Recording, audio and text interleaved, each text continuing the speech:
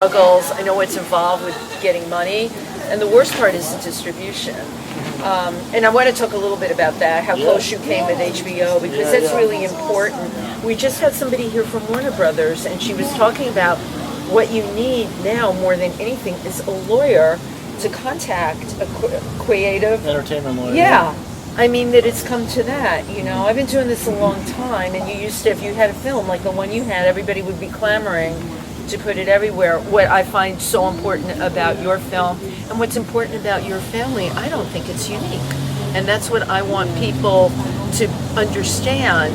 We've gotten too much thinking that, you know, it's someone else. It's over there. It's happening to someone else. No, it's not. It's every family. It's every family. And then the other component, and I have a lot of knowledge about addiction, it's a disease. I don't want to hear about people pulling themselves up by their bootstraps. I mean, the struggle that your family went through in the film, and that was very obvious. It's hard, and people fall back, and we don't nearly have enough resources available to people. What I hope that a film like yours, and when people see you on screen, Layla, you know, something about little kids reaches people sometimes a lot more than adults. So you're still a little kid. Although I watched you grow up in the film, so I'm going to have everybody say their names because I butcher people's names. No, it's all good. That's a real talent I have, and I make films in Africa. You should see what I do to African names. It's horrible. Okay, Ellen, tell me. Ready to start? I've been shooting. Great. Very excited to be here at the Black Bear Film Festival. Saw a very powerful film, Life with Layla, about addiction, which is something we're hearing about everywhere these days.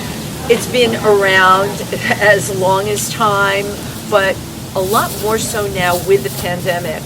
I feel we need to really shine a light on how people are coping and not coping with what we just came through.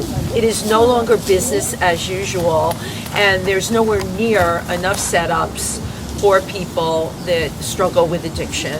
So the film that they made, it spoke to me on so many levels. So without further ado, I'm going to have everybody go around, tell me your names and what you did in the film.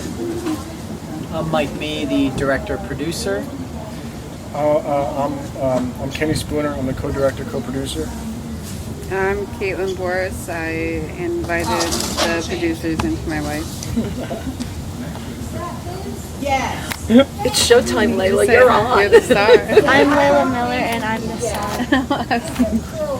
star. So, this film, you know, we live in a time of reality television. This is a very serious documentary. I'm going to start with you. Why did you feel it was important to basically, these guys are there with a camera and they're really viewing your family, highly personal. Why did you think it was important to get the story out there? Really, to break, end the stigma behind it, to make more people feel comfortable about talking. I mean, I've lost a lot of people where they wouldn't tell you that it was an overdose that they died from. You know, because they're afraid of the backlash you get from it, and that my sister she was just a great person. Melissa, your sister Melissa, yes. And your aunt, And I needed her story out there. Right, and your dad then too. And two family members, but you know, as I said to you a few minutes ago, I didn't look at your story as unusual. I looked at your story as usual, and you said it. There's a stigma. How do you think, the filmmakers, how do you think we get rid of this stigma that comes with addiction, and how do you do it through film?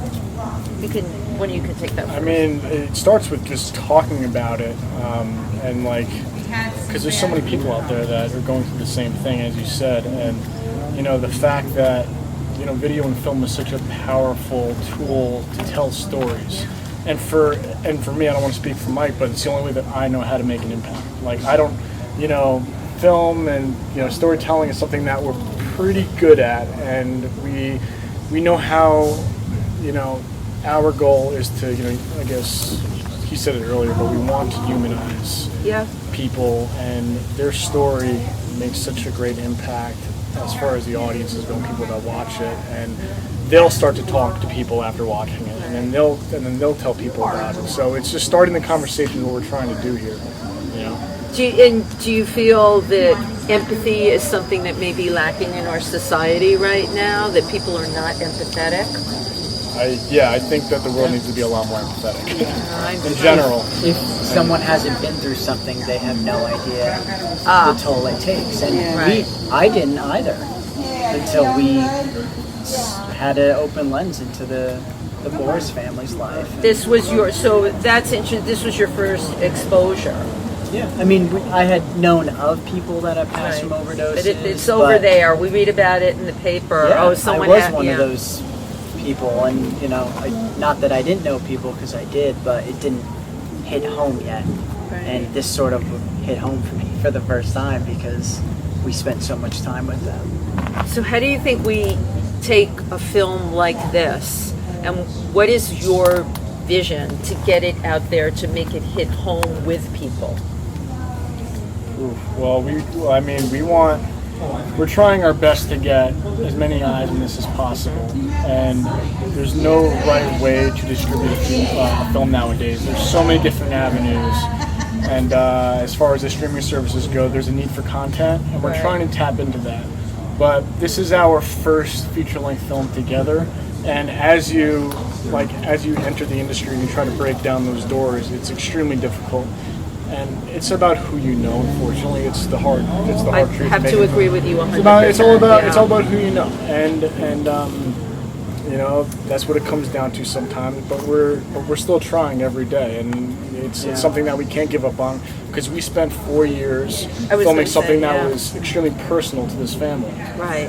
And there is a responsibility to both of you, the rest of your family, and really to society out there. I mean, that's something that people need to understand, that people that make films, your heart and your soul is in it.